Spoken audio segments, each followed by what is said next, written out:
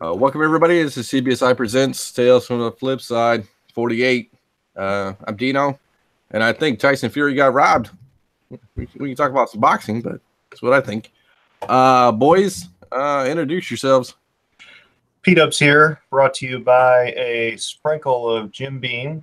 And if you're into conniving thievery, kidnapping, implied murder, mystical travel, flying animals, Kurt Russell, and a dash of musical theater, then check out The Christmas Chronicles on Netflix. Will agree. My kids were extremely excited about that one when they watched it. John Z checking in and enjoying some Christmas shows as well. What's going on, guys? Brian Wood, Superman's Comics. I'm just tired. Hope them Redskins hang in there. Mark Sanchez in the game. I don't know. Hail the Redskins. And this is Brian McClay, and I'm the only one not playing Red Dead Revolver again. Well, that happens. I mean, that's not true. I'm with you. Because you guys might have given in yet. Oh, it's a great game, dude. I mean, I can't believe Fortnite won Game of the Year, but whatever. Not only that, but it's like the most popular baby names this year are Fortnite names. I know. You gotta be kidding me. Seriously? Yeah. I can't take it anymore, guys. I read an article the other day on Yahoo. A girl got mad and is filing a lawsuit against some airplane people because when they went to go look at the name of her kid for a special check-in, her kid's name was ABCDE, and she got mad because they weren't pronouncing it right. Yeah, I wouldn't even honestly if it didn't have quotations, I wouldn't know how to pronounce that name. Of course not. And like ABCDE, it's like, what? Are you kidding me? You didn't think somebody was going to laugh about that? I mean, it's going to be easy in her ACTs when you got to fill in the bubbles with your name. That's going to be pretty easy. I mean, I couldn't believe it. That was the ultimate stupidity. Good luck finding a keychain with your name on it. Oh, dude. Hey, I'm the king of that right now, dude. I could never find one when I was a little kid. I was so mad at my family. Yeah, you don't. Do you have a Garbage Pail name? Is there anybody in a Garbage Pail named Dino? I don't think so, man. We'll be lucky if there is. But at least somebody can pronounce your name. Well, no, I've heard it a billion different ways. Dano, Dino. Book 'em, Dano. That was terrible. Fucking terrible. We got it's rough when you're named after Fred Flintstone's pet, man. I mean, it's streets don't sleep on that one, man. But so I guess we have Judge Dredd coming out with Rebellion. So that's up for $100 million UK film and TV studio. Yeah, there was a Judge Dredd Rogue Trooper shooting in action in Oxford, England. Rebellion just put down what? 1 million? What is it? 100 million. 100 million down for a TV studio of their own. Yeah, that could be good. I mean, it's definitely big fan base over in the UK.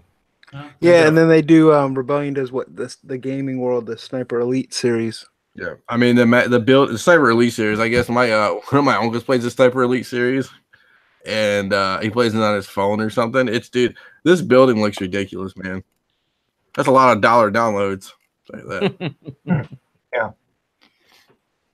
Well, is it still gonna be Urban as Dredd, or is that unknown? I've never read any article that said he's not interested. He keeps saying he wants to do it again, so I don't. He's not doing anything hugely otherwise right now. I mean, he's not doing stuff, but he's not like committed to any main projects as far as I've seen. Right.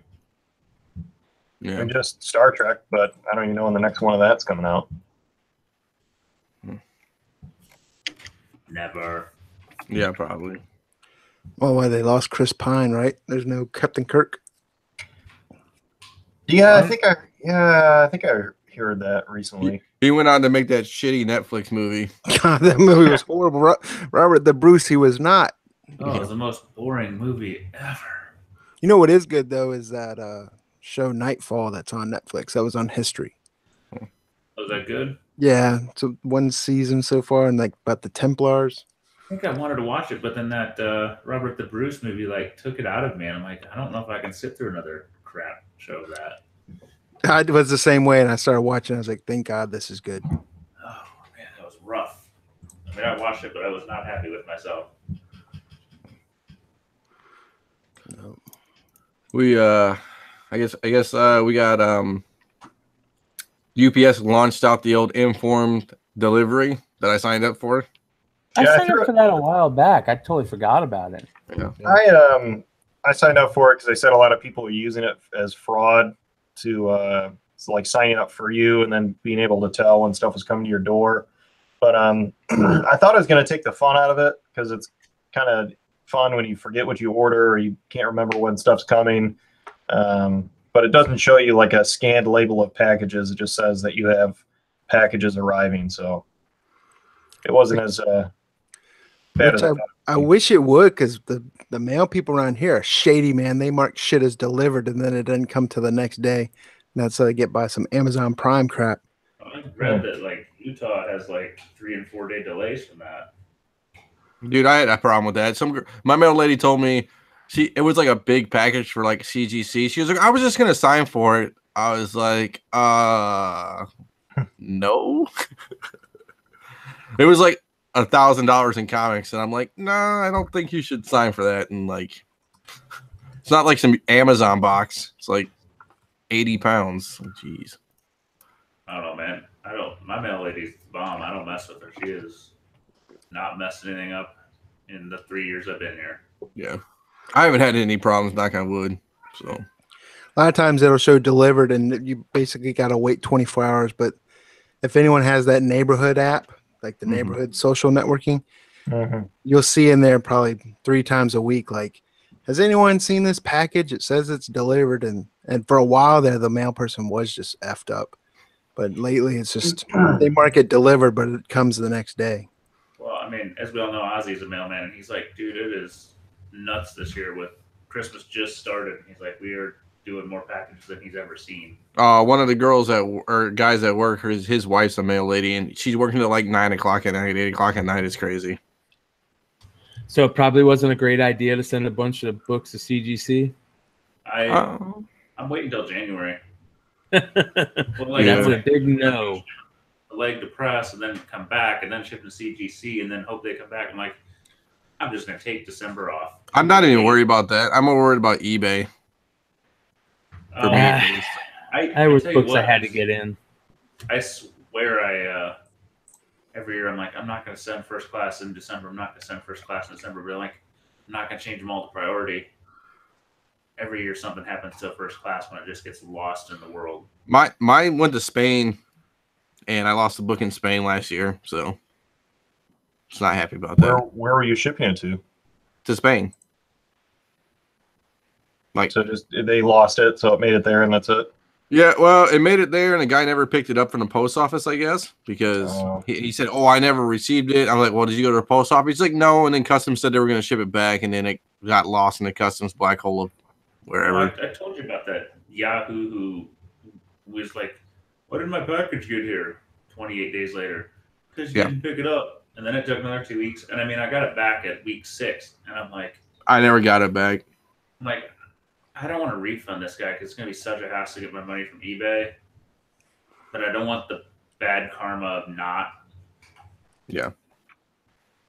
It wasn't even my book. It was Leg's book. I feel bad.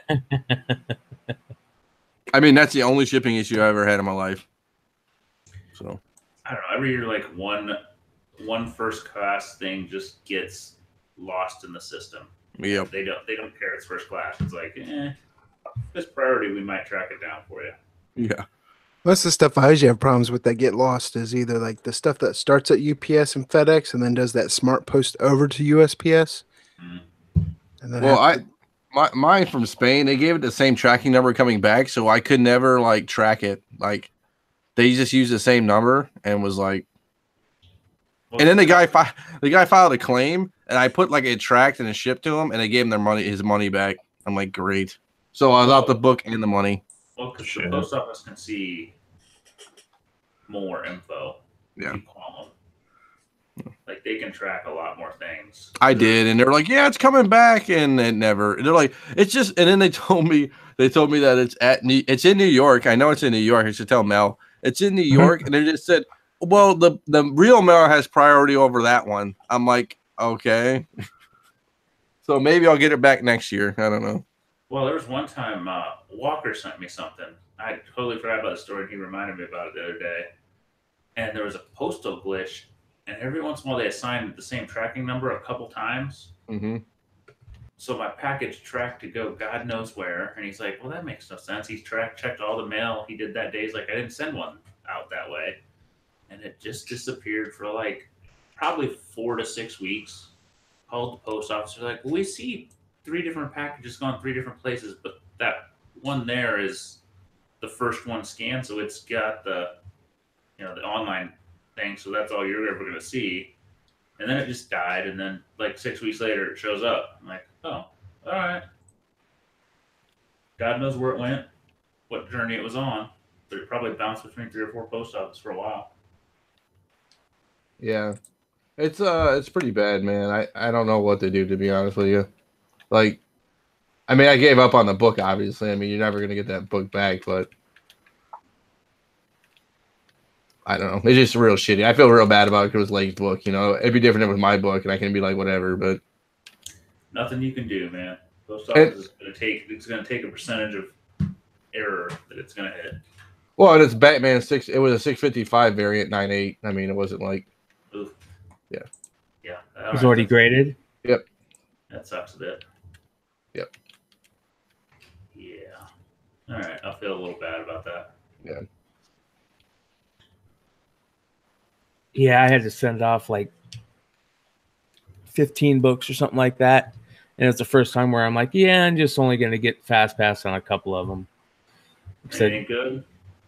I finally sent off those extra Captain Marvel, Avenging Spider-Mans, and then a bunch of previews of that same book, that summer sampler, just because I've been being an idiot and haven't put those up yet.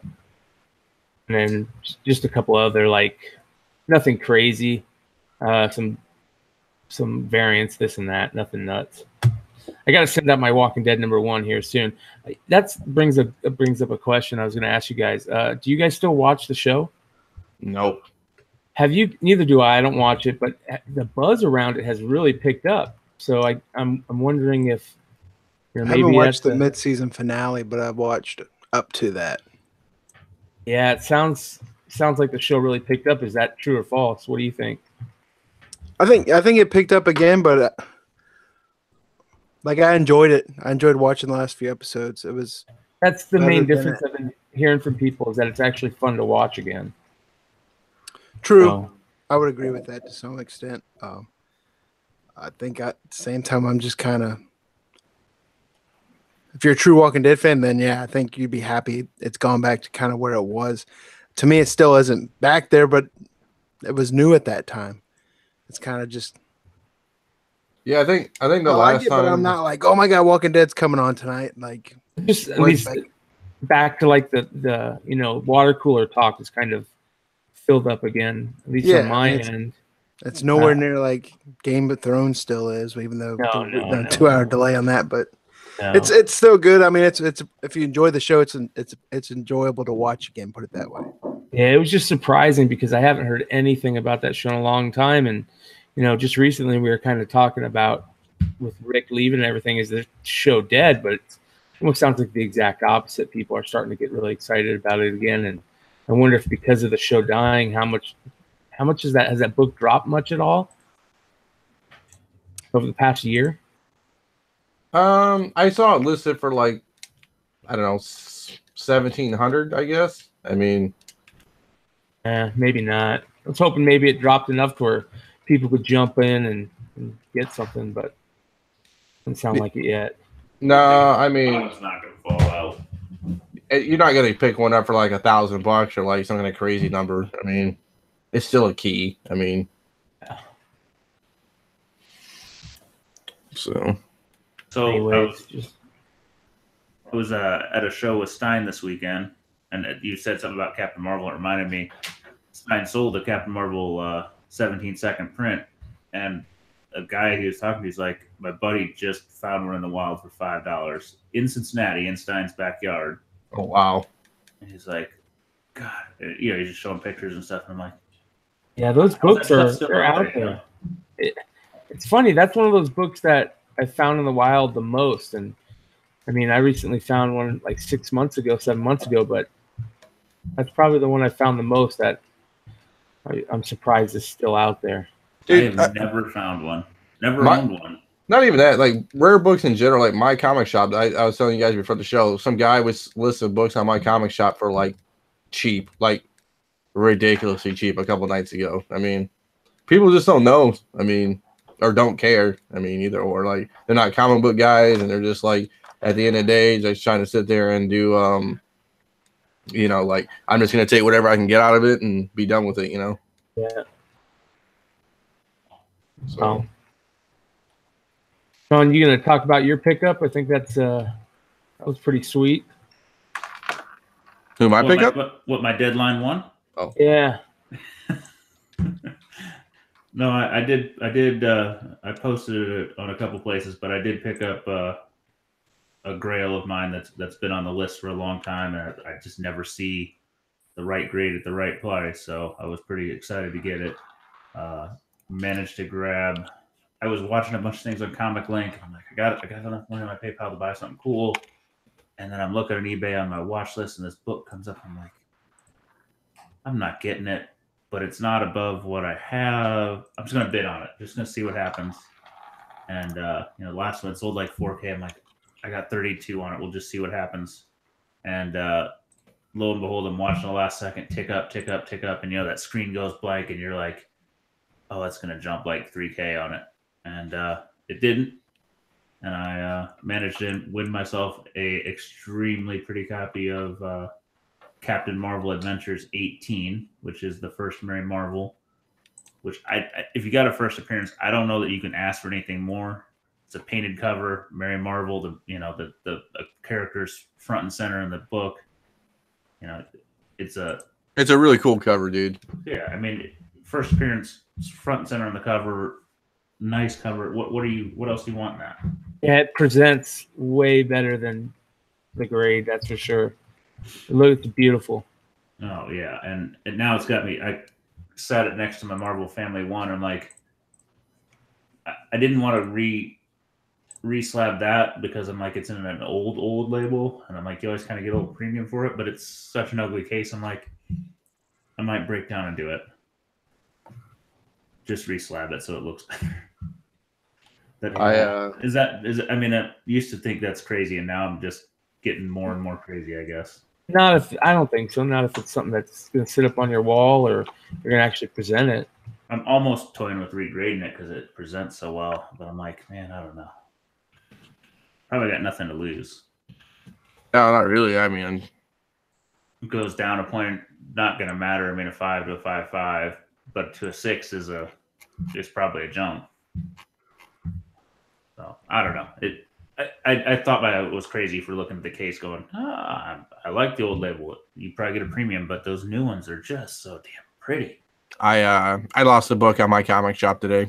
Dang it. I was waiting on Friday. I thought maybe I'd get my bonus in time to do it. What'd you get? What'd you want? Amazing Spider-Man 15. Oh, yeah. What grade was it? It was a 7.0. Amazing Fantasy? What? No, Amazing Spider-Man 15. Yeah, I know. I thought it was a long-term hold, which, you know, that's probably what it really is, but it was a PGX 7.0, but it looked really nice, and it was for $9.95 or something, or $9.50. That's not a bad deal. I know. I hesitated. I was like, I lost one because the Mary Marvel drained the account, and there was a few other books I lost, and you know, a few I'm sad about, but you know, sometimes you take the win and move on. Yep. Hey, I don't blame you on that one. Not at all, Chief. I mean, it is what it is. It cost me on Comic Link. There was a Doom Patrol 99.92 that went at a reasonable number, and I just couldn't do it, or the wife would have freaking killed me. You've been seeing a lot of good deals on Comic Link? I don't use Comic Link because I can't get to the sort right. I don't know. Maybe I'm doing something. There's no deals on Comic Link. I mean, very, very few. Things were flying. They usually fly at record numbers. I watched some stuff go crazy. This one was above GPA. It was just GPA was 2 years old, so I was willing to go above it. I went like 950, and it went for just shy of 1100. And GPA from 2 years ago was like 850, so that didn't feel that bad. Mm-hmm. But I mean, I watched first Ghost Rider 8.5 go for 1700. Wow. There was a Crow 198 SS Obar, which is not an uncommon book. I mean, Obar's not a hard signature. I mean, 9.8's uncommon, and maybe there's not a lot of 9.8 SS's, but 9.8's usually 13 to 1500. What book was that? The Crow 1 SS. I'll look it up for you real quick. And the SS went for 2,500, and I'm like, his signature is not worth $1,000. So that confused me. How much did it go for? Close to 2,500, I think. Oh my god! It was a crazy number. From Do you have 89. any- From do you have 89, any? right? Yeah, it might maybe it was 2,300, but it was well over 2K, and I was like, that's nuts. There was a There's only 8, dude. yeah, but how many blues are there? 25. Yeah, that does not warrant a There's- close to 1K bump. I mean, there's 33. There's 33 altogether, but it's 385, so it's 10%. But if Any you new talk of shows or movies? no, it's just Comic Link. I mean, there was a Primer 2, which it was floating around 1,500 for a 9.8, but none have been up for a long time, so that one jumped to 2,500. But that was kind of more expected just because you don't see them. I don't know why you don't see them. There's just not a lot, I guess. But that book has been kind of like a ghost for the last year or so, and that one went nuts. Mm-hmm. And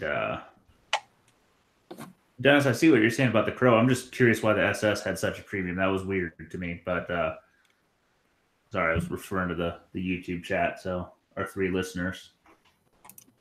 Got right. 9, 8, 7, 6, 5. 4 minus us if we're all looking. Oh Jesus! I got a But there was random. a lot of crazy sales. I want a book for PC. Only bid.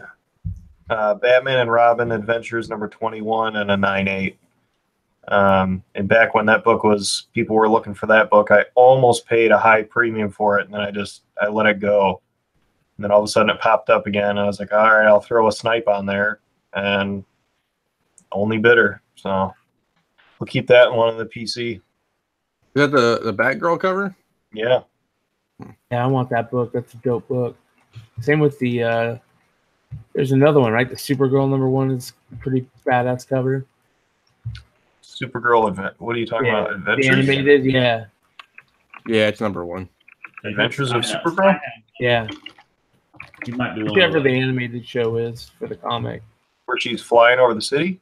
No, Yeah, what am I? no, she's like running, and then there's a big either a black circle behind her or something behind her, if I remember correctly. No, it's the one with the moon, right? Yeah, the moon. That's what it is. Yeah, hold on one second. Let me see if I can- Yeah, send me a link. I was looking at Batman and Robin Adventures. There's a really cool Batman and Robin Adventures number 25 on eBay right now, but it's a 9.6, and there are no grader notes on it. And it's cheap. I'm debating here. I'll send you guys a link. I'm eyeing this one just because it's a cool Batman cover. I put the link in the chat, in both chats, so people know. You see that? Oh, that one, yeah. The Supergirl. That's a pretty Yeah. one. Did you see that Batman I sent in Hangout chat? Yeah. I don't know. I'll send it to the YouTube. Just throw it into the ocean. Look at I you. wish there were. It's gonna be I gone. wish there were. I know. I wish there were some grader notes. It's cheap, but I used to use a permanent marker and turn that 6 into an 8. That's a hard book, man. All black front, dude. I know. I looked. There are 3 9.8s on the census, and one's a signature series. I don't know. I love chasing those all black books. They're fun to chase if you can, buy one, snipe one every once in a while. Take it if you love it. I picked Also, up two dark cover books. I picked up a New Mutants 98 and a House of Secrets 92. Ah, nice. I like the House Secrets. It's Z, what do you think, bud? Like 2.5? Yeah, it's in that realm. Yeah. I mean, I got it for a good deal. Any of you good as one you can get. Yeah. And New Mutants 98, I got it. He said it was a VF. I looked at it. I saw only 2 spine ticks on it. So hopefully the press master can do what he does and take a gamble and see what we do. I mean, I don't even know what 9.4s or 9.6s are going for. You know, we talked about, I think it was maybe last show, was how the prices on Action 252 and Secret Wars and stuff, they seem to be, or at least that those books seem to be gaining some steam. But I noticed that some that Marvel Team Up 141 has also been picking up a little bit of steam. Seems to be seeing more and more out there all of a sudden. The first Black Spider? Or Yeah. Yeah. And it's got that hardcore purple cover. Yep. It's hard to get a good grade. That was one of the first books I got back in. I got off a guy. Did you have it to grade 9.8? No, it was in the very beginning when I guess a little anecdote of how I got started back in the game. I bought a bunch of books, and you know how Lego always says that trash sells. I bought a bunch of mid-grade books that left nobody like. I got in, I guess, when Z kind of got back in, at least in a group, and that's when you could go out and find books, like, you know, at least some keys that nobody thought, and then Craigslist and shit. Well, yeah, Craigslist or comic book stores had them still, stuff like that. And I just bought all the mid-grade stuff, all the low to mid-grade stuff, like 4s and 3s and, you know, books. And that's how I turned some books. I mean. And that was the fun times, back when you can walk into a half-price books or a, you know, Bookman's or whatever and search through stuff. Those days are long gone, buddy. Oh, yeah. But It'd be worse. Huh. I mean, you can still find them. I mean, just. Anybody get any of the cyber? Geez, so it turned into like Black Wednesday through Friday, and then Cyber Monday turned into Cyber Week. So anybody get any decent deals? I didn't buy anything. I went to Kohl's and bought stuff for the missus, but it wasn't anything. Kohl's cash. Yeah, Kohl's cash. Give me that Kohl's cash. No, I haven't bought anything too crazy. So Spent all my money on. I bought mostly exclusive Funkos. Did you flip them, or are they still in the mail? Huh? I got them, but most of them are. I'm not flipping any of them. Most of them are like Hot Topic or Box Lunch exclusive Disney Funkos and the Black Diamond collection type stuff. And I bought some stuff for the girlfriend, but I can't say it on air because they're still surprises. I can't. They're like decent gifts. So, that's about it. I haven't really done anything too crazy. And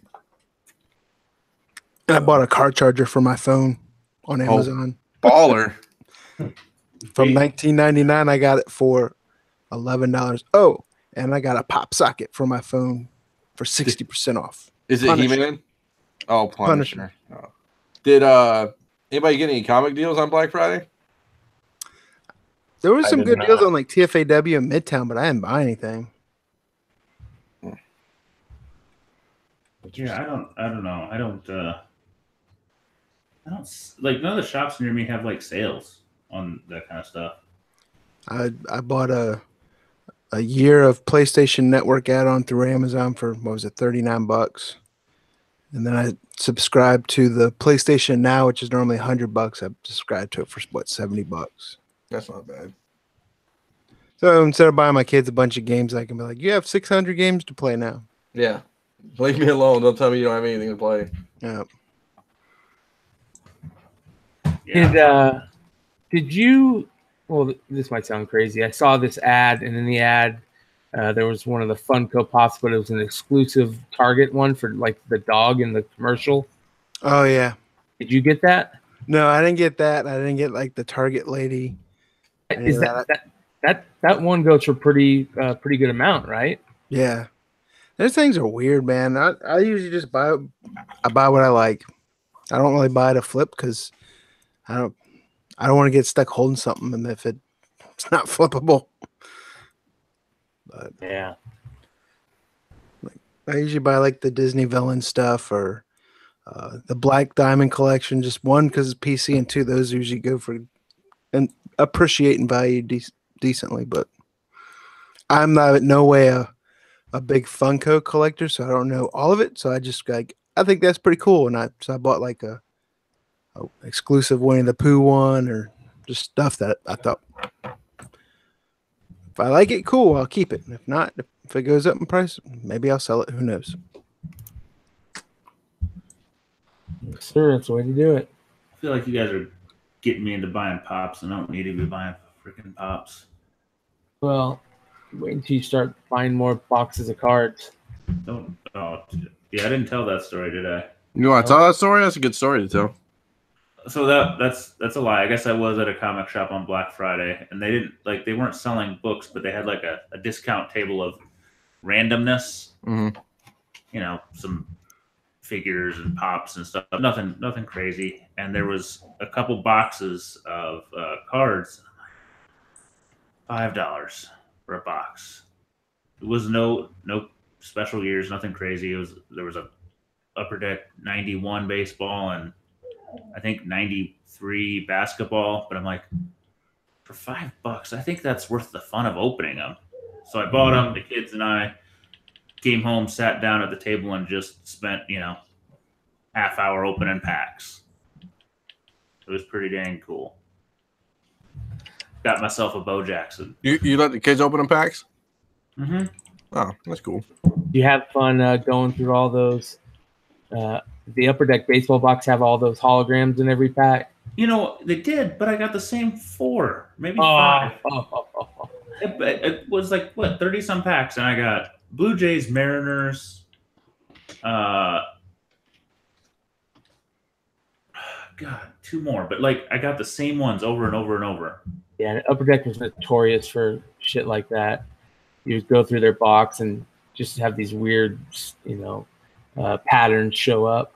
Yeah, but I mean, it was nice. I mean, it's cheaper than buying Pokemon for the kids. They're happy to open it and look through stuff. Not that they knew any of the players, other than is this a Jordan? Is this a Jordan? Is this a Jordan?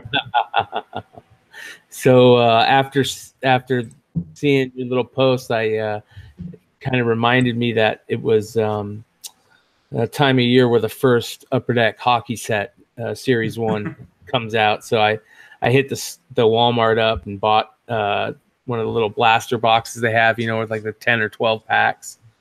And I just pick one of those up every year. It's usually the tin one because they make one that's like a tin, and it's kind of cool just to keep shit in, if you want to keep them around. And they look like the package and stuff. And anyway, so this year I ended up, I didn't get so basically the way Upper Deck does it is they, with hockey nowadays, is the rookies are 1 in every 4 packs. They're the Young Guns rookies. And you get, 3 to 4 of a tin. And last year or the year before, I got lucky, and I just usually buy 1 tin a year, and I got the Austin Matthews, and I just looked that up the other day to see what they were going for, and they go for like $200 raw, not ungraded. So I was pretty stoked about that. And then this year, I just opened it up the other night, and I ended up pulling another pretty decent card, but because he's a defenseman, it's weird. Defensemen don't sell for as much as forwards. So it's the number 1 pick, which is Rasmus Dahlin out of Buffalo. I actually just posted those on the or on my Instagram and kind of hashtag Flipside Tail and showed pictures, and you can kind of see what the new base cards look like for anybody out there collecting hockey or anything. And Upper Deck does this cool thing called Canvas, where it's another insert card where they have like a parallel of the regular set with different pictures, but they're this special canvas paper type material, and ended up getting a Young Guns rookie out of there. So just it's kind of fun to kind of grab one box of the sports you like, and just to remind you of what it's like opening packs again. And it's kind of cool to see you post that and give myself the itch to go buy some. Yeah, I don't know. I don't know if I'm gonna buy more, but it's fun. God, it's fun. it's nostalgia of opening that stuff. And I always get like, why do my kids want Pokemon cards? Why do they want them? It's because they're not quite into sports, but they like that opening, and it's like a little bit of an adrenaline rush. You know what it is to me? It's a way for kids to gamble. Mm-hmm. You know, it's like gambling for kids. You're spending money hoping that you're going to get something good, and it's just the luck of the draw type thing. Dude, there's a Connor McDavid foil rookie right now for Gun Guns. It's $19.50 your best offer at 10. Yeah, so so the Upper Deck is this thing where, so it's kind of like variants. As a matter of fact, Clint hit me up for Scott Whitman. Had somebody asked him a question, and basically the question was, you know, what rookie card should I get for this player, and kind of made me think. And something that a lot of people don't realize that you have to deal with cards nowadays is they have this thing where it's almost the same as variants for comics, in the fact that for most sets, you have a base set, which is like just the so many players they pick that are not rookies. And then you have a rookie subset, which usually is like, they one in every 4, one a box, depending on the type of cards. And then they have inserts where they have all types of different, stuff like relics, like pieces of the bat, pieces of the jersey. But anyways, when you go to get these rookies, both companies, Topps and Upper Deck, who are the main 2 companies in sports cards these days, they make it so you can get the regular rookie, and then they do these crazy things like put a different sheen on it, and we'll number it to only 200. And then we'll do another one where we, put foil on a different part and number it to 20. And then we'll make one have a rainbow color to it, and we'll number it to 5. It's basically like variants, like the different type of variants. And you can get down some crazy rabbit holes that people are doing. They're also fun. It's very fun. It's, you got a favorite player. You want to get every single type of that rookie card, even the ones that are numbered to 1, if you can find them. But it can cost quite a bit of money. And one of these days, I'll try and help out if people want to know about that type of thing, and kind of go through each sport and say, okay, if you want to go with this sport, pick this is the base set you want, or the set you want to go after, and these are the best rookies to go after. But a little bit of research will kind of show you the basic picture of that. There's 1 or 2 main rookie cards for every player, and some sets are not as popular as others, and the cards aren't worth as much. So who's still left in the card game?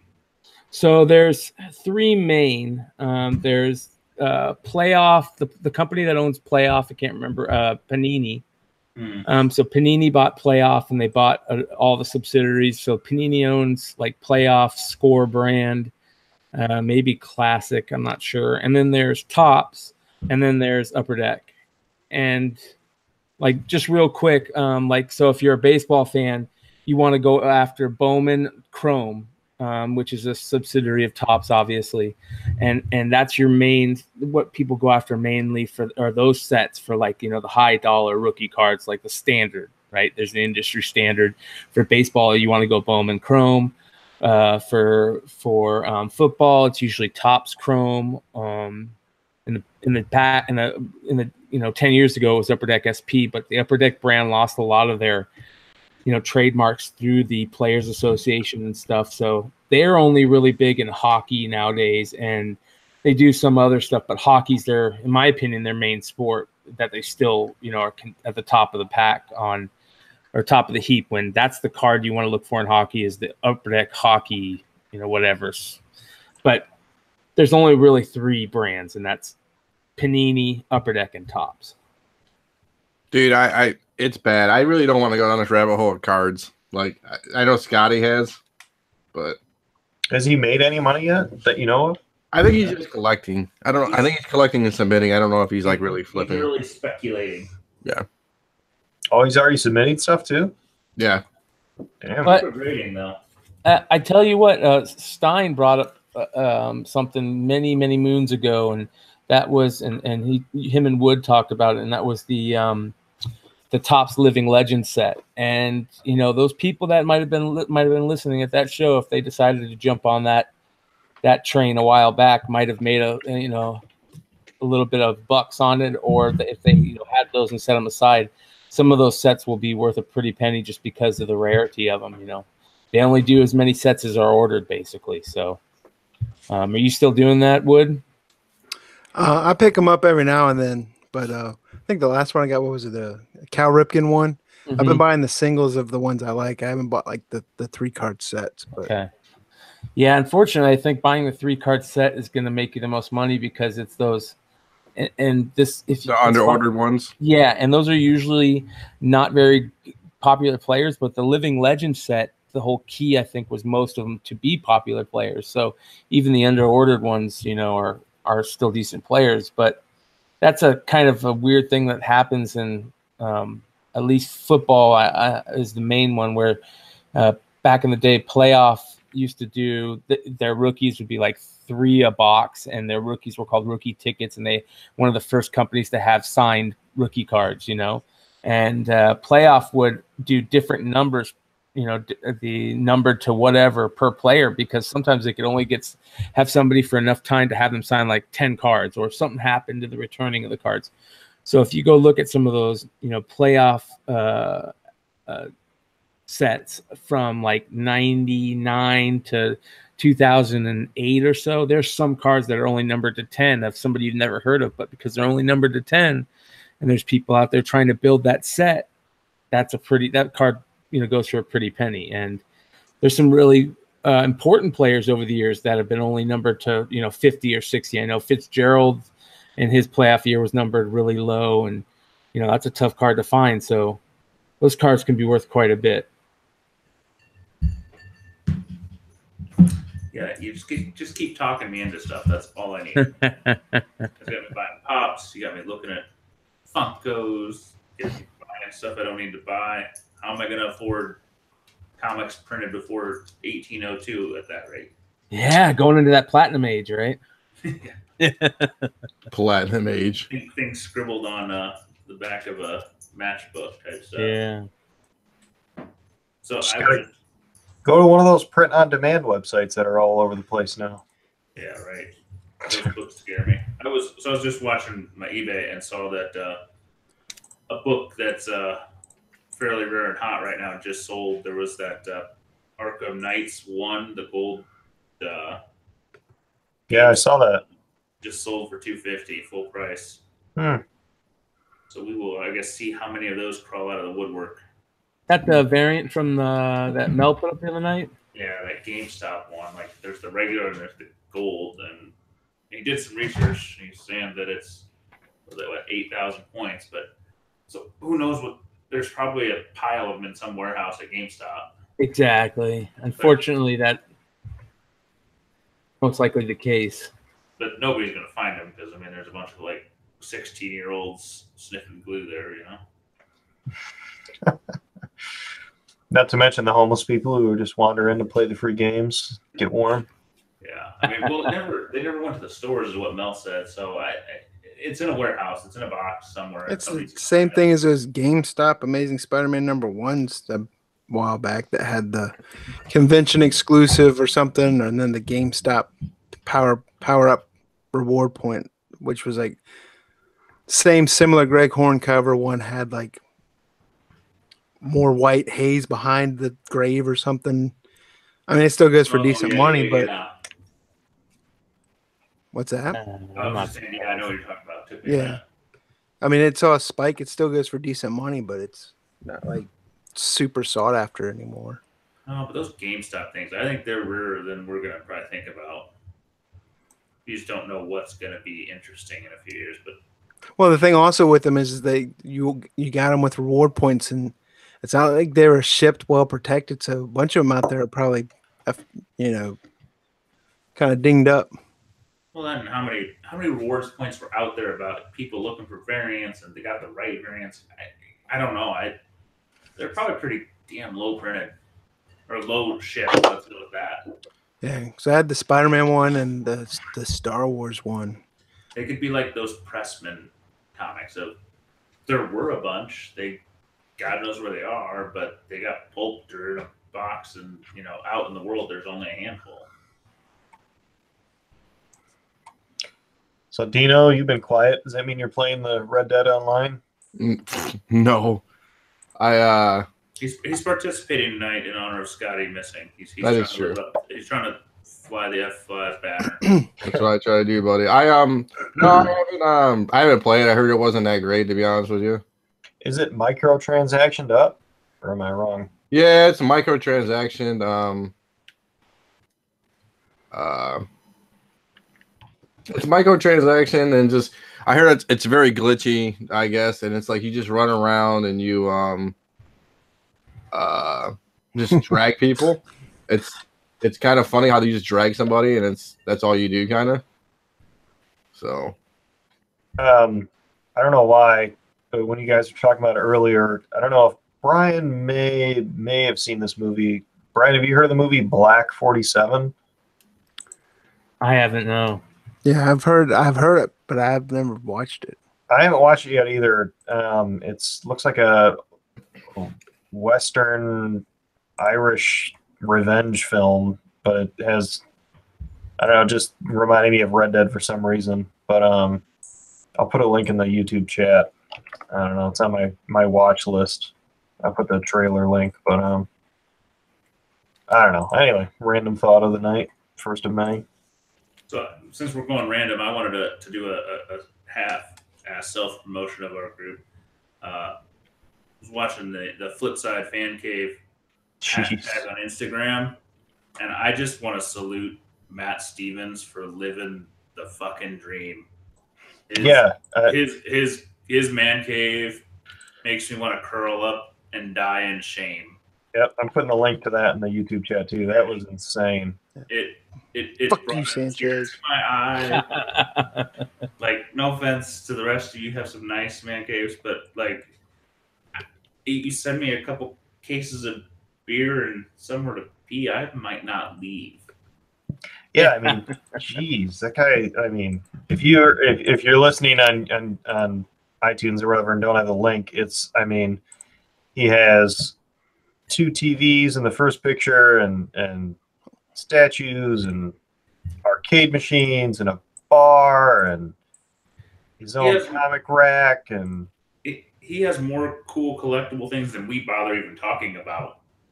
I mean, rims. I see some rims and Jesus. I'm going through right now. That's wild. I mean, he's got console games with the guns, and holy God, He's got enough stuff that he had to make 2 posts. I mean, that's how big his stuff is. I love those ones, man. I am rarely so jealous. Not to say I'm never jealous, but man, I'm rarely this jealous. And I like when, the posts, like, you'll get these crazy rooms with like just thousands of stuff in it, and they'll, kind of give you every little nook and cranny.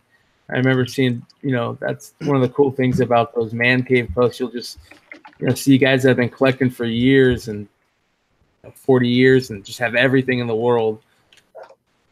Yeah, Matt Stevens 8 on Instagram. Look him up. So what? I don't know. How many listeners we got? Like 6 now? 5 that aren't us? 4, 2? No, we've gone up 17, 16, 15. So we're up to 12. That can manage Instagram, even if you don't have a man cave, share it out. Let's let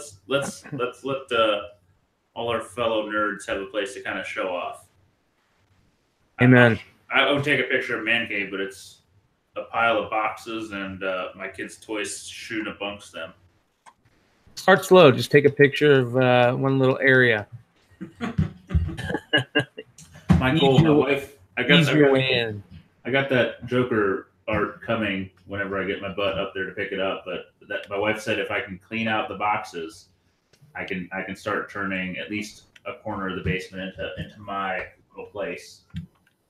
So it's giving me some motivation and some hope. Maybe display some of my OA, and maybe I'll finally put up some books because there's no light down there. So. Well, I got a kind of a question that might be something to like reignite that, and a lot of people collect the statues and stuff, and I got a question for people that collect those massive ones, like the World War Hulk one, or sometimes they'll do busts that are like life-size busts and stuff like that, and I I have a big, huge life-size Snake Eyes bust that. Oh, Yeah, it is just it's awesome, but it's too big, and I want to figure out a cool way to display it without doing the norm. Buy a big thing big like mini table to put it on type thing. Hood Like of your car. Yeah, right. Like buy a king size bed and just sleep next to it. Put it in your I wake up passenger next seat, to it right, like HOV. Godfather. Yeah, it'll be my my blow up doll in the car. Your HOV companion. Yeah, yeah. That's funny.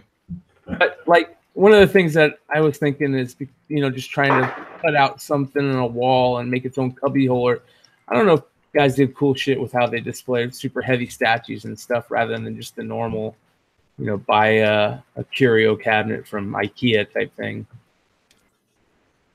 So if anybody out there has any ideas or did anything cool with how they display their large statues, throw them up. How big was it again? I'm sorry. It's big. It's life size, and it's from like the mid shoulders up. You're not supposed to ask how big another man's thing is. I know. It is. Especially a snake eye. It is.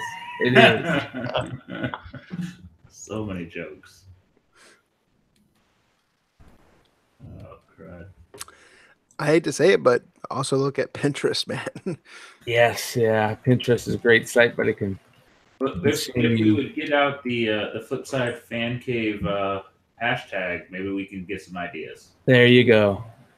Hashtag Flipside fan cave. Somebody get it in Koi's hand, and Yeah, he could just he could whisper about it. Instagram the heck out of it.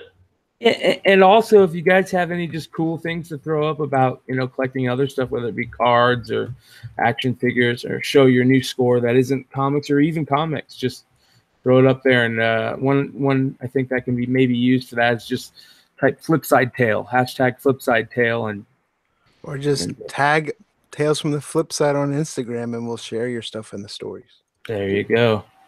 Sorry, I'm going back in the chat. Did Brian, did you ask him? Did Robert Fordham had a question about sketch cards? Did you answer that? No, I didn't see that. He says, sorry. "What do you know about sketch cards, Brian?" So I guess if you're talking about non-sports cards, I don't know if that's what he's talking about. I know a lot of the comics companies will do cards, and I don't know how crazy they've gotten, but over the years they'll have smaller. The word isn't smaller. Lesser known artists that are kind of getting their start. They'll do basically like anytime you go and get a sketch from that artist, they'll do little sketches on these, what are cards, not like regular sports card size. Mm-hmm. They'll do a one-off sketch. Like 3x5, I guess, or whatever. I mean, it's smaller than 3x5. I think they're like 3x2, maybe. I don't know. He says like Anyways.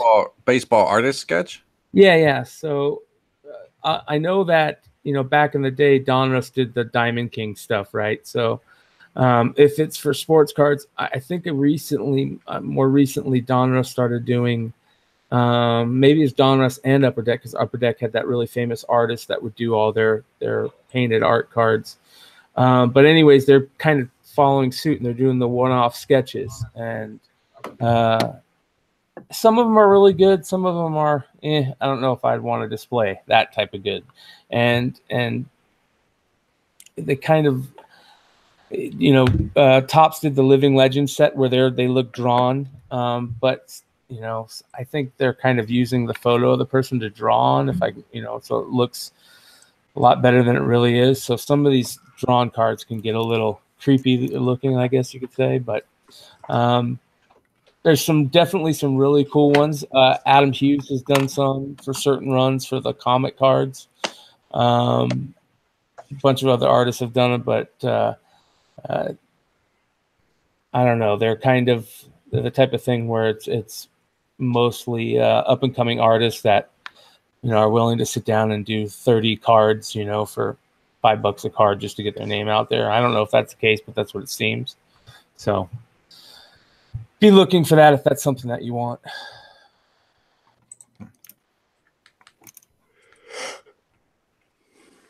Yeah. That's good, man. I don't want to get into cards, man. I mean, it's not a lot of space compared to comics, right? No, man, it's the problem with it is that more than with comics, you see yourself wasting it. Well, it depends. If you're going to be opening up unopened product, you're going to spend waste a lot more money than you do in comics, in my opinion. It's more of a shotgun approach. Yes, because I mean, you can go buy a box of cards for, say, you go buy a hobby box of Upper Deck Young Guns hockey. It's $200. You get 36 packs, and with the hobby cards, you get better odds, and you get certain inserts that you can't get anywhere else. So you will get some really cool inserts, but usually, I mean, there's times where you buy a box for $200 and lucky to pull, $30 out of it. So, but then there's times where you buy a box for $200 and you pull a Wayne Gretzky autograph that you could sell for $1,000. You know what I mean? So yeah. So I bet, but the odds of pulling that out are way less than pulling. I mean, what are you going to break even? Maybe that's 5 boxes. I mean, yeah. But I mean, I tell you what, you open up a case of the stuff, and you're most likely going to get your money back because you get, certain cards only one per case. So, I mean, there's people out there that are making a lot of money off this stuff when they first show up. Like example, with the Upper Deck Series 1 hockey, as soon as those cards got released, there was people breaking cases right then and instantly putting stuff up on eBay and selling for big bucks. I mean, it's just like just like comics. The day it comes out, that week, that first month or whatever of that release for that set, those rookies in that set and the subsets of those rookies and the one-of-ones and the printing plates, those are all going to be selling for a lot of money. And there's some pulls out there that are big money. Upper Deck is the only card set that you're going to get a Wayne Gretzky autograph because he's signed to them exclusively. So that's that way with a lot of players. Topps has a lot of the baseball card market cornered. Upper Deck does it with hockey, and Playoff does it, or Panini does it with football. I'm not too sure who's the big market on basketball, but there's always time to make money. There you go, probably. And Skybox used to be big when I stopped collecting, and that was like 95, 94. Yeah. I couldn't tell you now. I think it's probably the same Bowman Chrome, maybe the same thing that baseball is doing with Bowman Chrome. So who knows? It's more of a rabbit hole. Yeah, I got too many rabbit holes, man. It's terrible right now.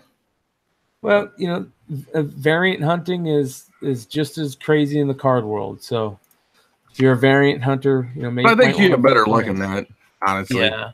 I mean, even if week to week, it's going to be hot. You just got to get there before, what I'm saying? I mean, we all know the artists who are hot and who aren't. I mean, there's some, I'm going to say there are some books that get looked over, but they're few and far between now. I mean, like 2 or 3 books a year, maybe out of all Wednesday releases. I mean, how far has that In-Hook Lee Spider-Gwen variant dropped? You guys been looking into that? The Ghost Spider one? Yeah. I can look it up right now. Well, I think with comic brands, at least you know what you're buying, mostly other than the blind bag stuff. And you get it or you don't.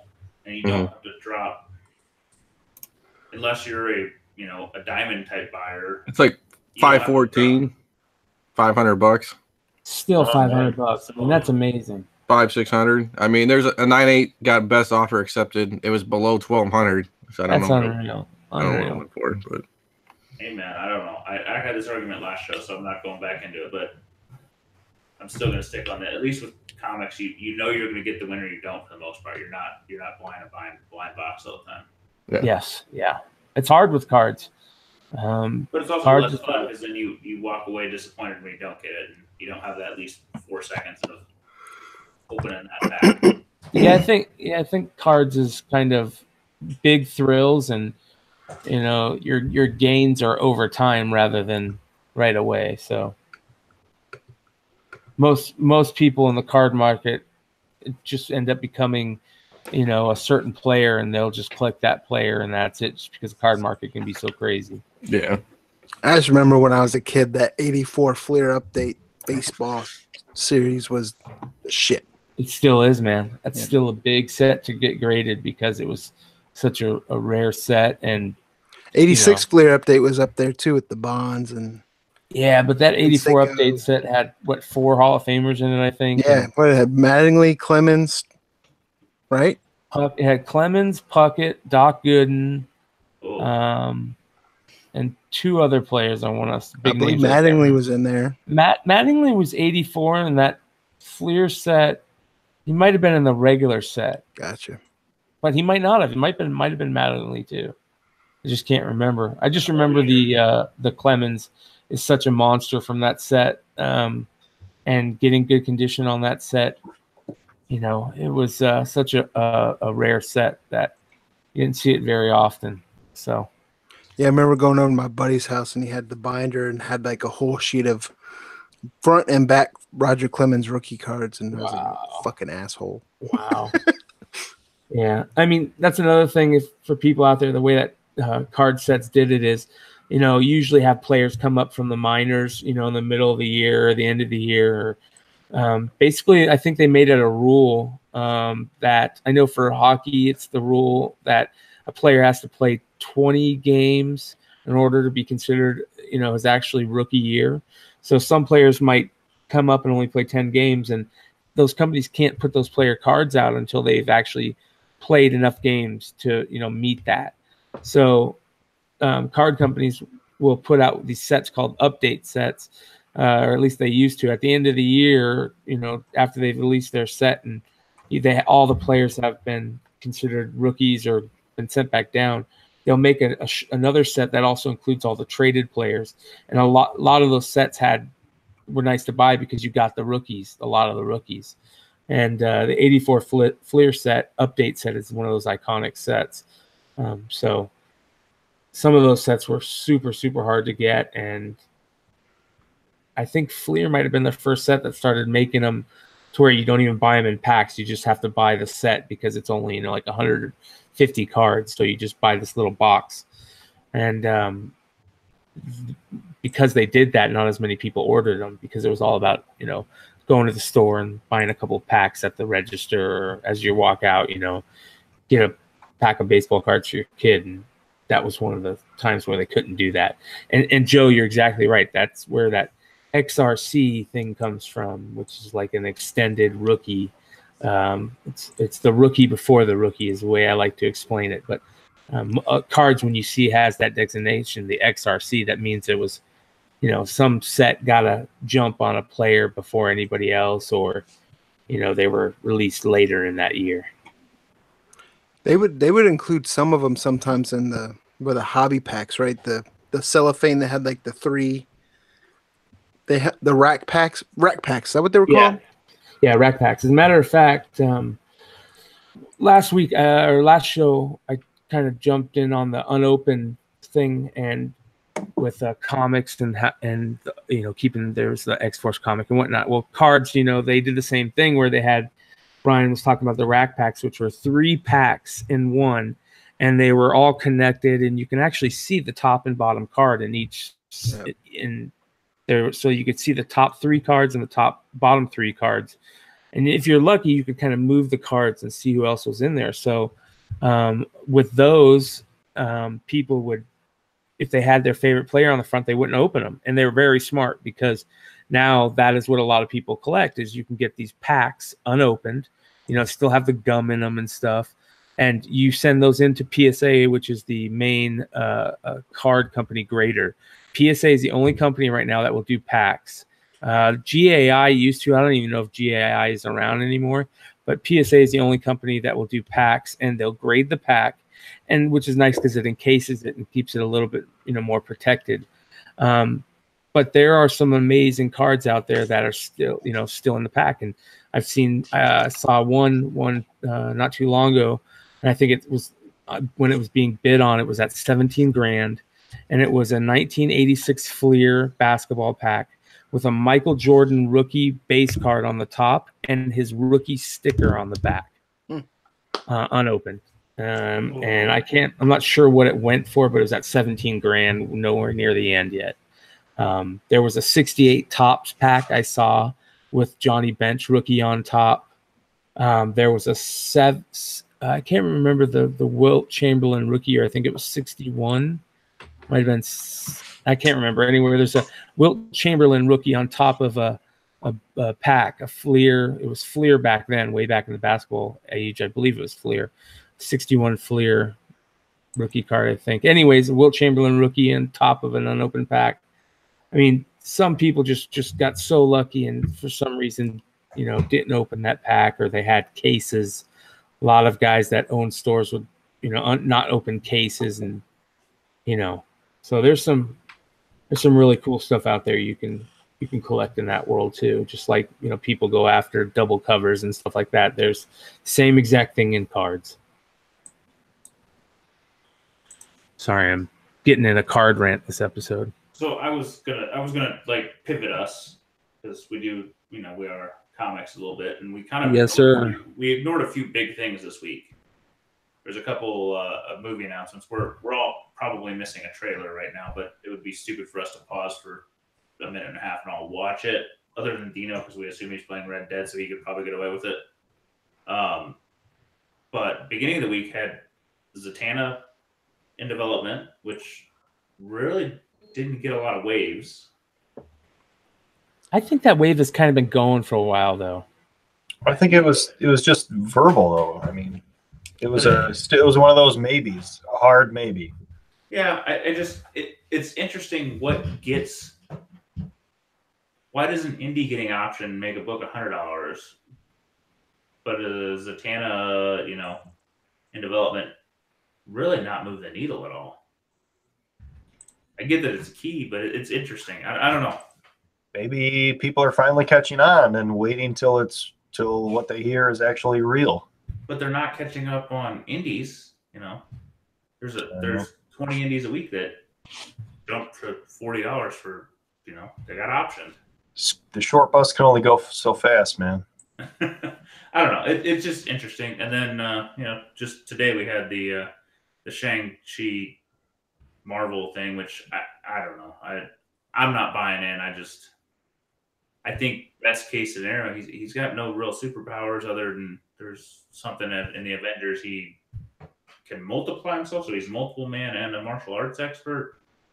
But I mean, he's basically Iron Fist and Bruce Lee.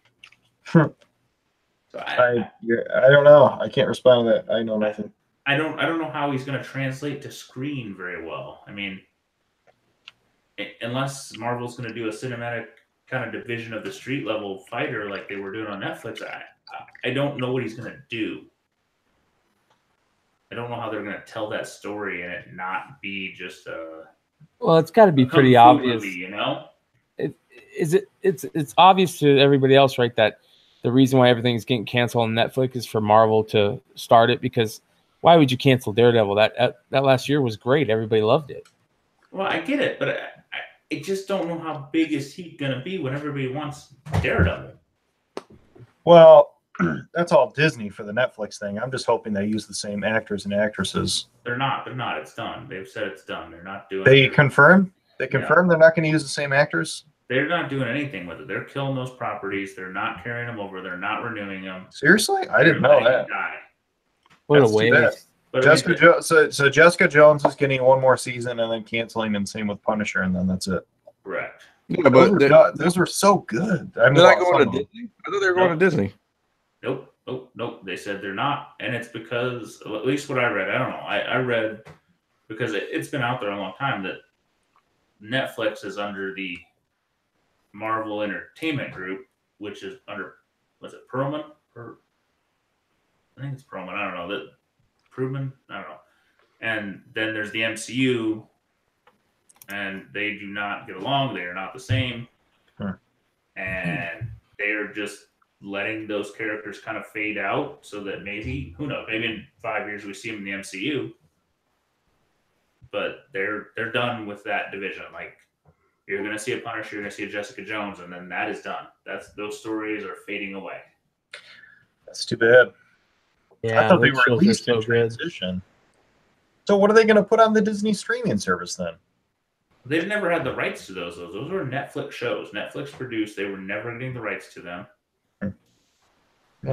Disney's there's going to be, but Disney is, Marvel's just a piece of Disney, they're gonna start with probably a lot of Disney movies as soon as Netflix falls off the contracts. They're gonna add the Marvel movies in. Don't underestimate Disney. I read some article the other day that, do you know what when Eisner came in, what started the whole kind of Disney revolution? Like when he got there, all Disney was doing was like one movie every 4 years. Everything was in the Disney vault. They weren't generating any revenue. They weren't generating shit because it was just all put away. And he started that the Disney TV animation block, which like he did 3 or 4 shows without the Disney characters, and then they did DuckTales, and that little block then built Darkwing, and it built, I think the Gummy Bears was pre DuckTales, but that whole little idea of let's start small on TV and do some characters that we don't have any risk in instead of just throwing Mickey on TV generated so much revenue that they could then focus back on the movies, and they became the behemoth they are on a couple little characters and some cartoons. Well, I think they need to see. I think instead of making a movie for everything, I think they need to go back and expand more into the cartoon universe, kind of. You know what I'm saying? Like, well, I wonder if Sony's gonna on the know with that as far as this Edge of Spider-Verse being animated. I mean, it's definitely cheaper, but it's not that cheap. I mean, when you're doing that kind of animation, that doesn't look cheap to me. Yeah, you're right. That's true. But I mean, the Marvel has already said, the Disney streaming has already said they're doing what? Falcon and Winter Soldier. They're doing Scarlet Witch and Vision. I'm not going to sign up for it. Are you going to sign up for it? Disney streaming? Hell yeah, I am. I haven't even done the WB yet, but I'm not. I'm going to do Titans at some point, but I'm just waiting till it gets close enough that I can just do it all at once. Titans is amazing. Last episode was great. I can't wait. I can't wait that way anymore. Netflix has ruined me, and it pisses me off. So I'm just going to wait until we're like, I don't know how many episodes are in this season. I think there's 10, maybe 12. We're on like week 9. I think this might be week 9. It's either week 8 or 9. Oh shit! So I got to sign up now and just do it before you assholes spoil things. I don't know, dude. You might like it too much, and then you might end up, finishing it before the rest come out. So maybe wait. Yeah, watch Nightfall. It's really good, man. I can't believe how good it is. It's by far and away the exact opposite of my fears. It's really good. Every review I read was it looks like crap. I thought that, I get over that. I've gotten to the point where, you know what, most of this shit is fantasy. So just, kind of drop your, thoughts on it. They just said it wasn't fun. Oh, dude, it's way fun. It's a freaking blast. I mean, if you would ask me 2 months ago, Titans or Doom Patrol, I'm like, the Doom Patrol looks good and Titans looks like a shit show. So if Titans look like a shit show and it's good, Doom Patrol could be a monster. Yeah, because I thought it's really good. It's a little dark, and sometimes the acting can be goofy, but it's because you're dealing with young actors. So it's like Robin and Twilight. Good. It's really good. I think the guy that's playing Dick Grayson is perfect.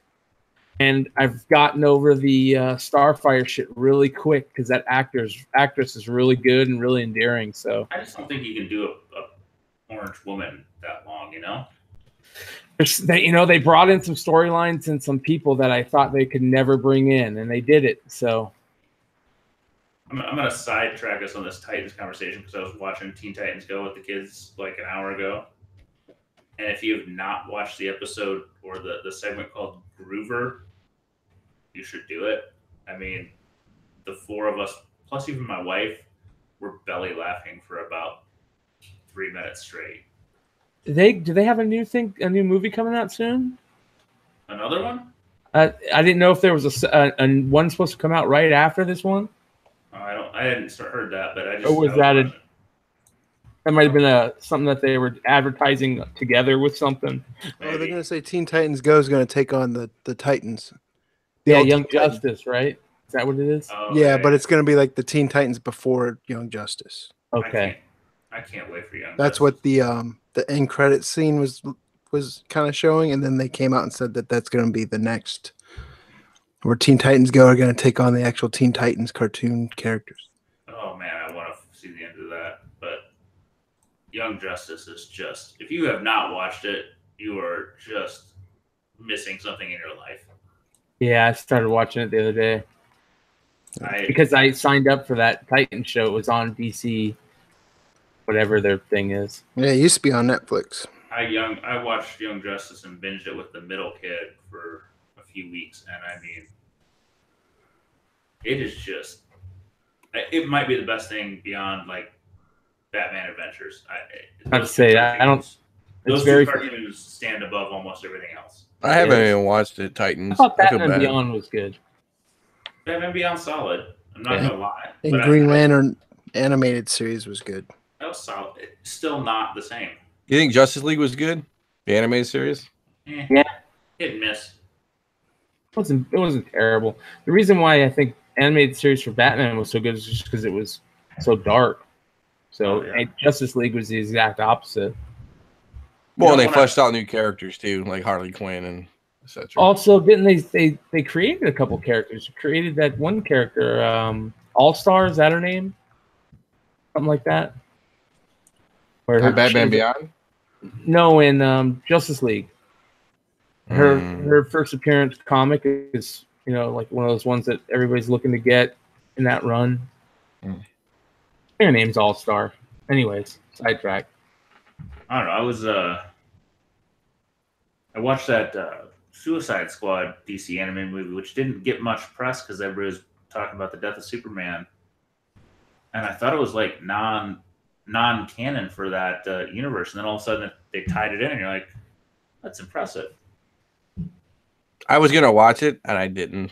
It's not the best one of the group, but it's kind of a guilty pleasure when my family is like either asleep or not here, and I'll watch it for 90 minutes. I'm like, it's solid. It's too violent for the kids. Yeah. But it's an enjoyable, like, it's a popcorn flick. I don't know, man. I get kind of nervous about having kids because like now I gotta watch what I gotta watch and Peppa the Pig, and it's gonna be terrible, man. Muddy Puddles. See, that is why the rest of us watch Teen Titans Go, so we can kind of live a little bit in the kid world, a little bit in the adult world. I can deal with that, but it's like, goodness gracious, man. Just screw it, man. Destroy the kids. Watch. When you have the kids, though, your brain becomes tapioca for about 3 years. So like, then your kids can say your YouTube channel sucks, Dad. No one listens to your podcast. Starts making a lot of sense, man. Comic books are stupid. Can I get a comic book? Yeah. No one listens to your podcast watching. They have like a little YouTube channel of them opening up stuff and it like 3 million fucking followers. It's terrible.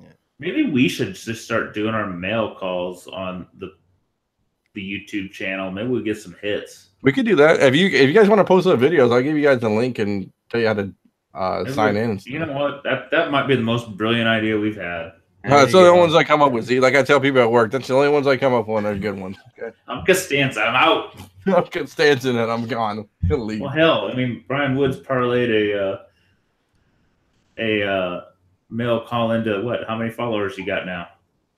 I don't know, close to 3,400.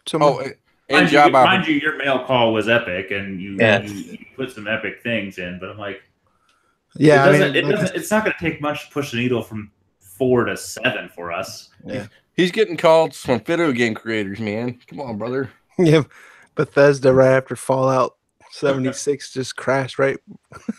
Come on to our flaming pile of crap right now. Yeah. Quit your secure federal government job and come join us because we're probably gonna have layoffs. We can't even get a canvas bag right. Oh, it's terrible. Definitely not gonna get a second interview yet. It's too expensive. Out there listening.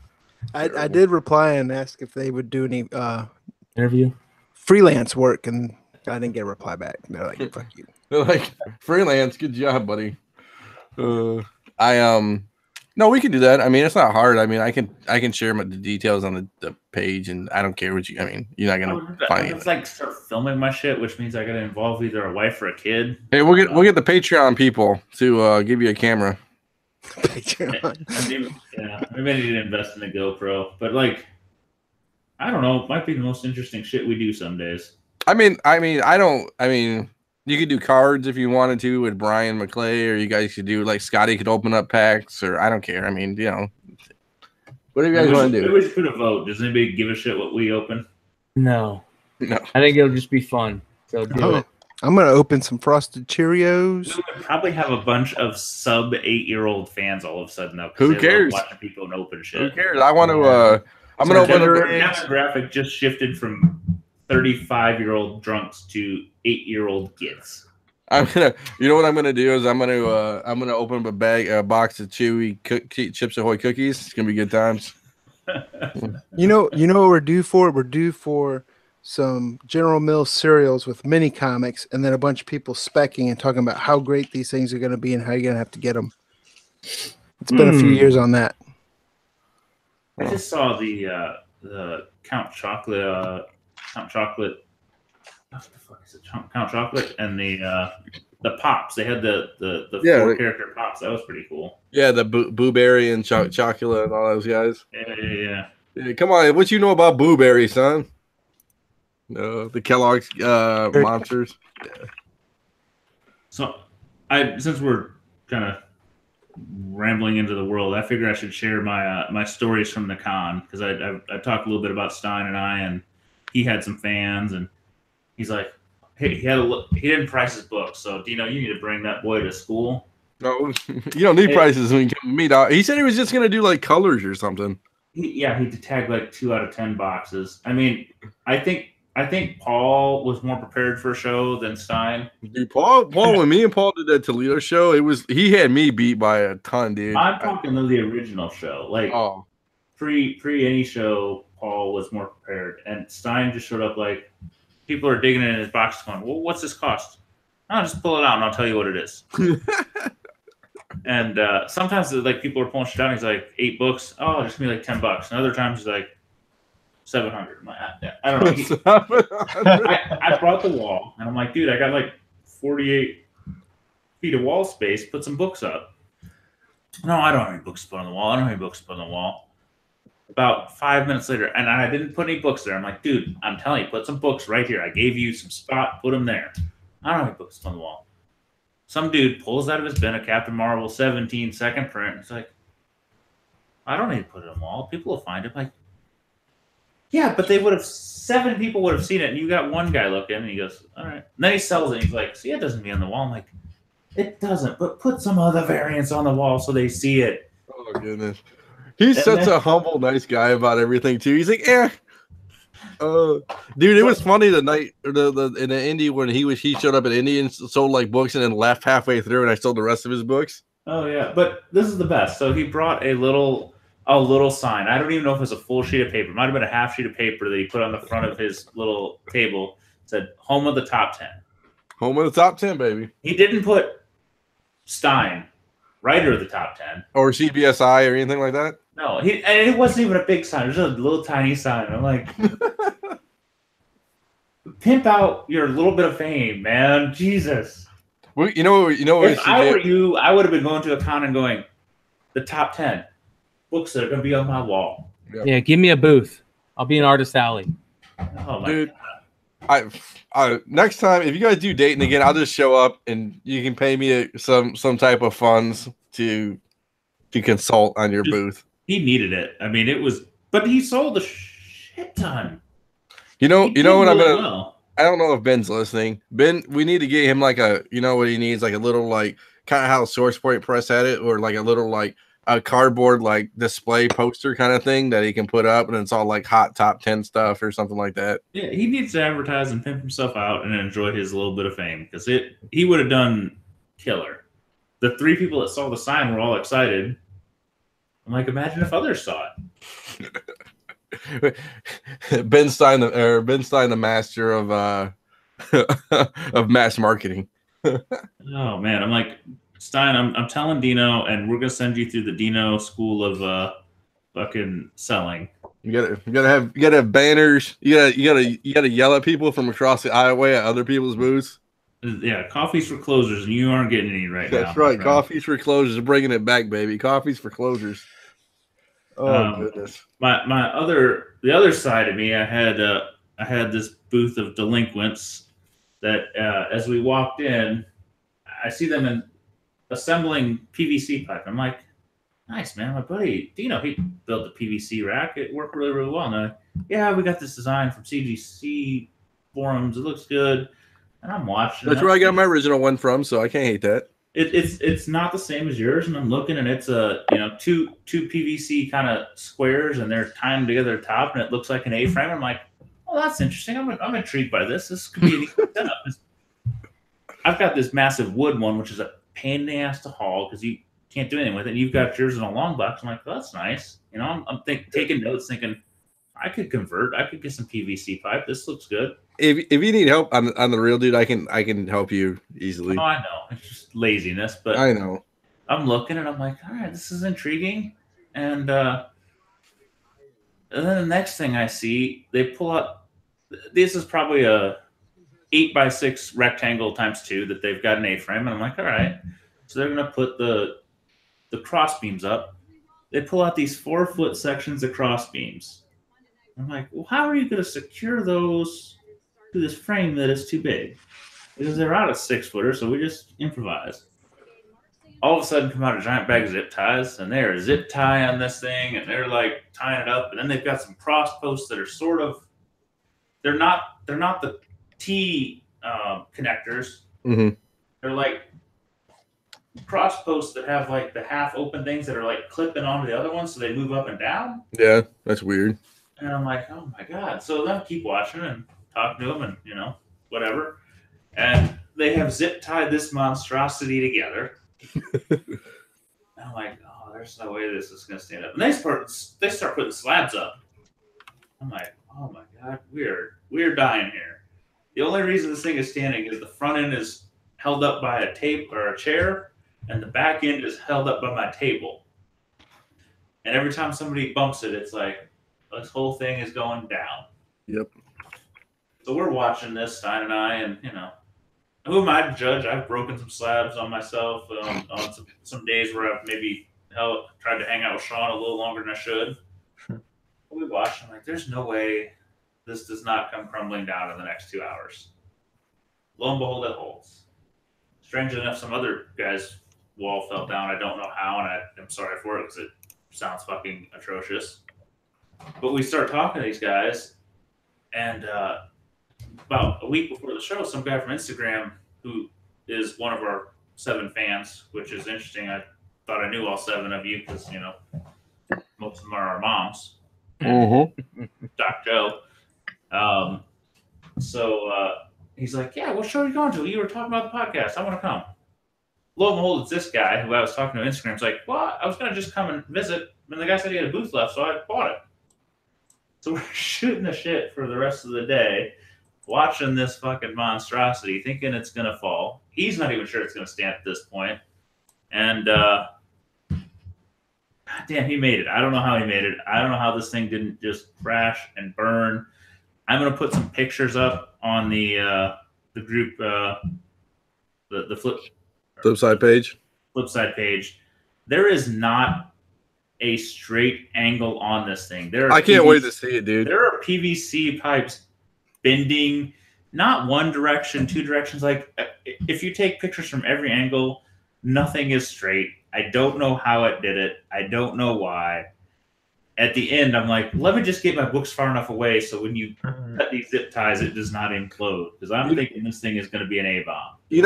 Speaking of that, you know what I'm going to do next year? I think I'm going to take, the back braces I had that kind of push it forward and give it support kind of.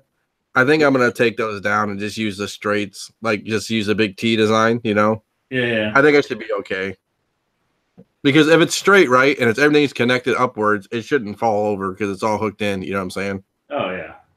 Because the back braces kind of just bring it forward and mess everything up. It's like they're not cut right.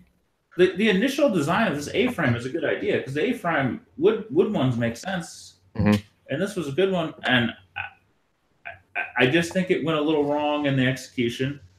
So I just want to throw out a shout out to my new friend George. And his sidekick, who was not into comics but came just to sell, was just the numbers guy. He was just, what are you going to do for me on this book and selling? Brent, a.k.a. Rusty, who provided a shit ton of entertainment for the show. Good guys. And thank them for listening and making the show a little bit more enjoyable for the dead time in the afternoon. I don't know what I'm gonna do about mine. I think I'm gonna do that for mine. It's cool though that people will come out and then PVC. I mean, maybe I should re-put my PVC rack back up and kind of take pictures. I guess I don't know. I mean, we'll see. I have to figure that out. I mean, it's already done. I just gotta, put another cap on there or something. So it's what's funny about those PVC things is that it's always evolving, kind of.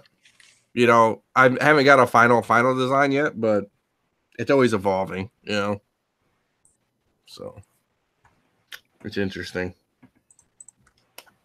to say the least. But I think is Paul still here? Yeah, man. What's up? Man, you're buying books off the. This is like your time to buy, man. Like eBay, you like every podcast you're buying something. I kind of like this, the new Paul. Complete disregard for anything. Just do it.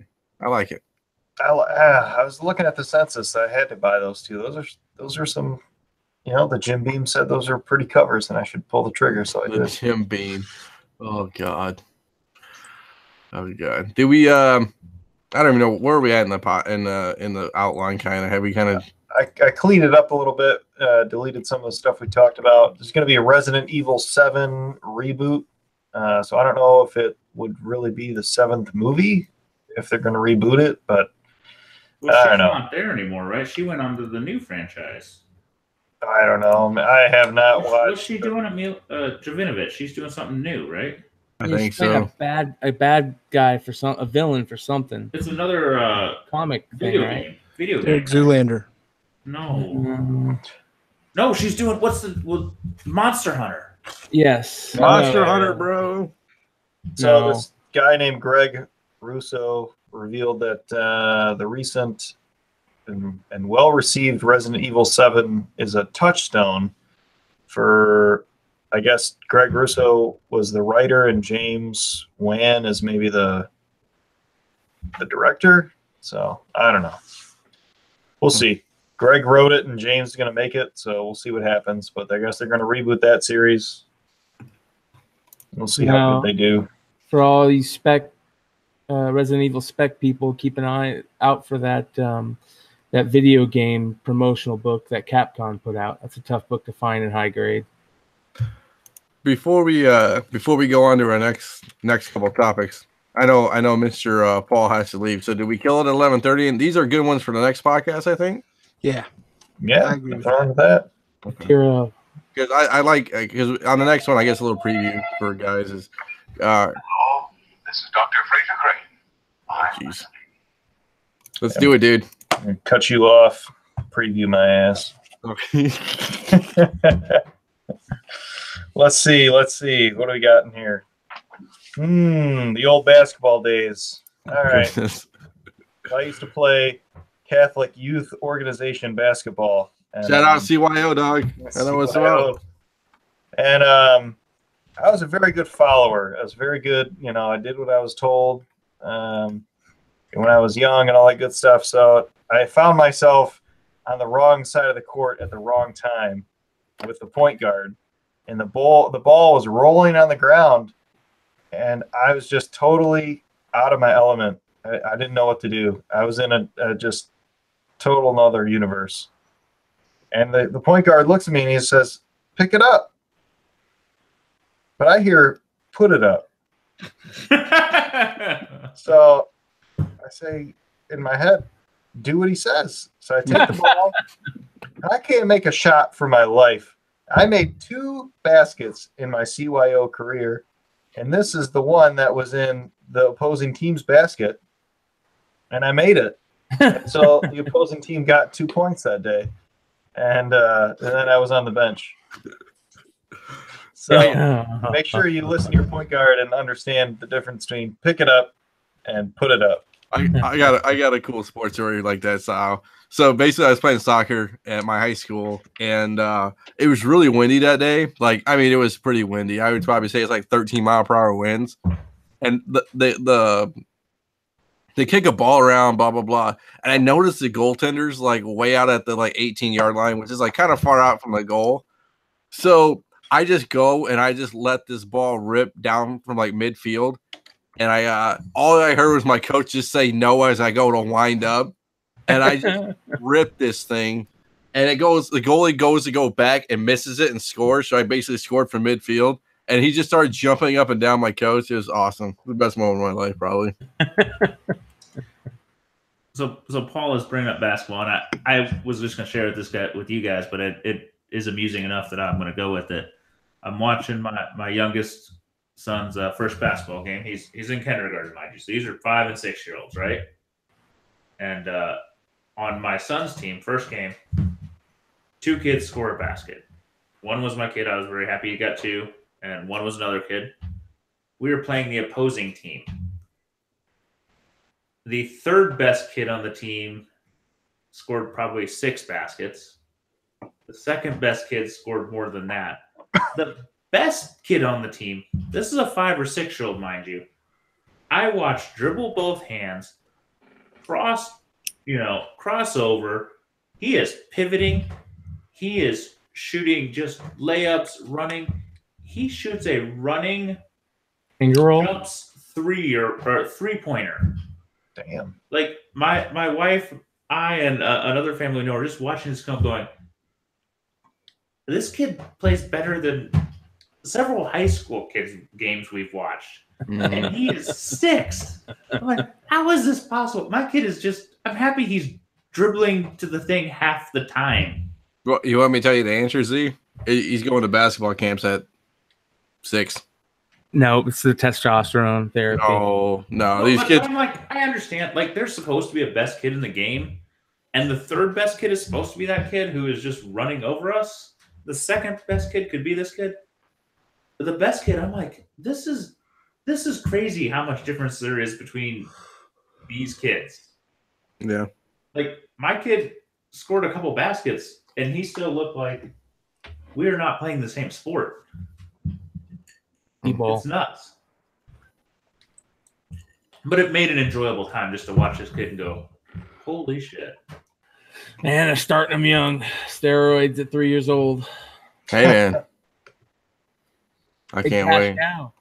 It is, man. That kid's going to sign for Nike after the game. Can't believe he Right. I was like, I didn't know there were agents here, man. Hey, man. Hey, LeBron James is out there. He's scouting talent, man. Yeah, man. He's waiting to play with his kids, so he's got to build a dynasty for when his kid kidding. shows up. Me and the other father I was with were busting, the other team's balls for like, this kid's got, basketball shoes on, brand new basketball shoes and matching socks and stuff. And we're like, our kids wear the same shoes they wore to school. All of a sudden, he's busting moves. I'm like, never mind. That kid can wear whatever fucking shoes he wants. He might have his own brand next year. Yeah. Get him on those coattails. We want to be on that team next year. Yeah. It kind of reminds me. What's that movie with Seth Rogen and the other chick when they have the house next to the college kids? Neighbors? Yeah, Neighbors. Yeah, kind of reminds me of that. I can see like you stalking these parents and trying to hang out with them so you can get on their kids' basketball team. Well, all right, boys. I think we had a good podcast. I think with 5 people. Yeah, it sucked less than usual. Yeah, I mean that's a plus. Hey, we're getting better. We'll get participation trophies after this. But by episode 150, we might be like. Well, if we do the unboxing thing, most improved. It's going to be closer if we do the unboxing thing because the 8-year-old kids will just stream us and it'll be awesome. So. Yeah, I mean, we don't need to get many fans to double. It only takes 4. I mean, it's gonna be awesome. I mean, I know some kids. We can just I can just tell them, all these girls have kids at my girlfriend's work, so I can just tell them to do it. So the thing is, we all gotta unbox a comic and open a pack of Pokemon. I can do that. Just show. You know what? Do the Target Pikachu's, man. Be crazy. Can't do that yet. I gotta give the kids. So, all right, boys. Next time is almost before Christmas, 17th, and then and then I don't know what we're gonna do after that because it's December 31st, which is New Year's Eve, kind of. We definitely should have an idea for next show let's give them our stories for best Christmas presents or something cool that happened during Christmas with toys and stuff we talk about, something like that. Okay, we can do that. I mean, I got a couple good ones. I'm gonna be out the 17th, wife's birthday, so that's not good. You're not here? Well, I don't think I can do a podcast on the wife's birthday. That might not go well. Maybe we do a Tuesday show or something. Sunday show. We might have to evaluate Tuesday or Sunday the next couple weeks. Yeah, no big deal. Down to do that. We do a New Year's Day show. That could be crazy. Well, I actually on the 20th. Oh, well, that's Christmas Eve. It kind of sucks because it's Christmas Eve and New Year's Eve. But I do have that time off, so I'm off for another at the end of the month, 2 weeks. So whenever day is, we do a New Year's Day show, man. Why not? We have football to talk about. We'll have stuff. We'll talk about the Super Bowl. I mean, we might lose people a game, but all 3 fans, we might get 2 of them. Yeah. Let's see those fan caves. Yeah. Fan caves for sure. All right, boys. So we'll see you probably next Monday or not this Monday. We'll post on the site what the hell we're doing because we're Yeah, we're so involved and have everything together. All right, boys. Good one. We'll see you guys next week or next 2 weeks. So long.